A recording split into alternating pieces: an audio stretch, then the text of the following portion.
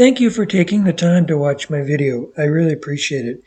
If you enjoyed this, please give it a thumbs up. That will help YouTube to promote my content. If you have any questions or comments, please leave those as well, and I will respond. Thank you again. So today I'm going to make two things. I'm going to make an abrasive paste and a polishing paste. Both use similar ingredients. Actually, they use the same ingredients minus one.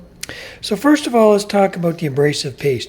There are some commercial brands on the market, and I'm not going to mention their names, but they're well respected, well used, good results. Today I'm going to go ahead and make an abrasive paste myself using some local ingredients that I can purchase locally. I've got some beeswax here. Ignore the shapes, they're going to be melted down anyways. Mineral oil, which I purchased at the local drugstore, and some Diatomaceous Earth. This is the actual abrasive component. So when I make the abrasive compound, I'll put this in. When I make the polishing compound, I will not. So I also have a kitchen scale here and a double boiler. So it's 1 part beeswax, 5 parts mineral oil, 5 parts of the abrasive Diatomaceous Earth. That's the recipe.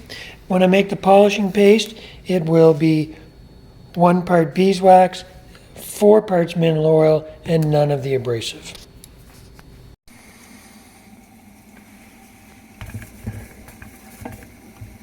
So here I have my double boiler. So water is boiling in the bottom pot, and then a metal pot on top.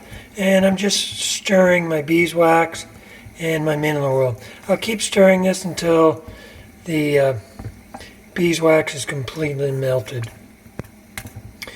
Now, I told you I did 5 parts mineral oil to 1 part beeswax. The mineral oil didn't by weight. The mineral oil didn't weigh as much as I thought it would. So it actually it's a little bit more mineral oil than what I would have thought, but that is the recipe. So we'll see how it turns out. And again, I've got to add 1 part by weight of the Diatomaceous Earth. So off camera, I've been stirring this mineral oil and beeswax emulsion over a double boiler, and you can see now that the beeswax is completely melted. So the next step is I'm going to add the Diatomaceous Earth, and I'll stir that in. At this point, I'm going to have to keep stirring it until it's all dissolved, then remove it from the heat and continue to stir it constantly until it starts to settle up.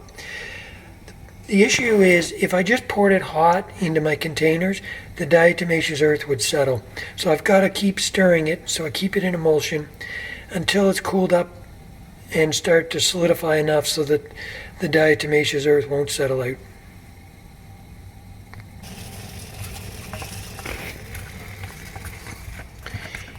Here it is here with the Diatomaceous Earth. It's quite powdery, kind of like a flour almost, so you've got to really stir it to get it into the emulsion.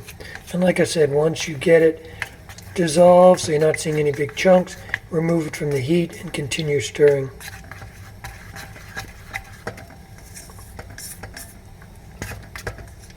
I should mention here, I use 5 parts mineral oil.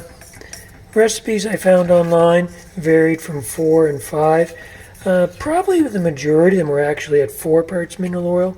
So I'll see how this turns out. I may in the future go 1 part beeswax to 4 parts mineral oil rather than 5. The reason I went 5 is a lot of the polishing paste were at 4, but they added extra mineral oil when they made the abrasive paste. So again, we'll see how this turns out, but I may cut the mineral oil back a little bit next time.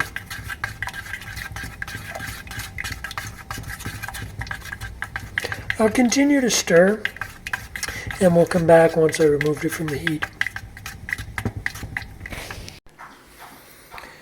So here's the finished products. I ended up with 2 abrasive paste and 1 polishing paste. Again, the difference of the polishing paste is this is just beeswax and mineral oil. For this, I did cut the mineral oil back to 1 part beeswax to 4 parts by weight of mineral oil. It turned out that I'm at about half, a little bit less than half, of what commercially available abrasive paste would be. And the other thing is I can make up the volumes that I need. Now, if I just needed a small amount, you'd be better off purchasing it, because I do have Diatomaceous Earth left over, because you have to buy that in a relatively large container.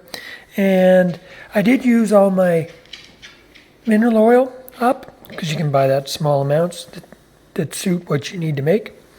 And I did have some beeswax left over. So I've got enough beeswax to do another batch.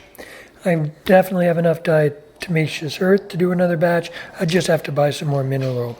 So again, I'm still coming in at less than half the price of what's commercially available.